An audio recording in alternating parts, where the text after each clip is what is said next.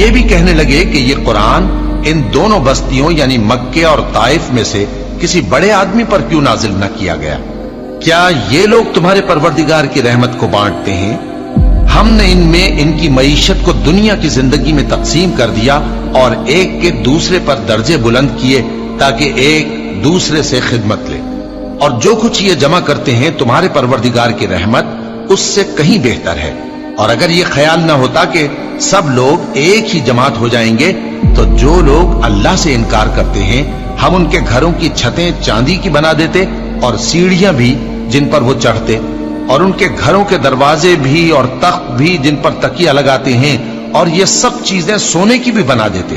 اور یہ سب دنیا کی زندگی کا تھوڑا سا سامان ہے، اور آخرت تمہارے پروردگار کے ہاں پرہیزگاروں کے لیے ہے۔ اور جو کوئی رحمان کی یاد سے آنکھیں بند کر لے یعنی تغافل کرے، ہم اس پر ایک شیطان مقرر کر دیتے ہیں تو وہ اس کا ساتھی ہو جاتا ہے،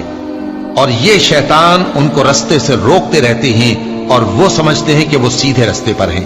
یہاں تک کہ جب وہ ہمارے پاس آئے گا تو اس شیطان سے کہے گا کہ کاش مجھ میں اور تجھ میں مشرق و مغرب کا فاصلہ ہوتا، تو برا ساتھی ہے۔ اور جب تم ظلم کرتے رہے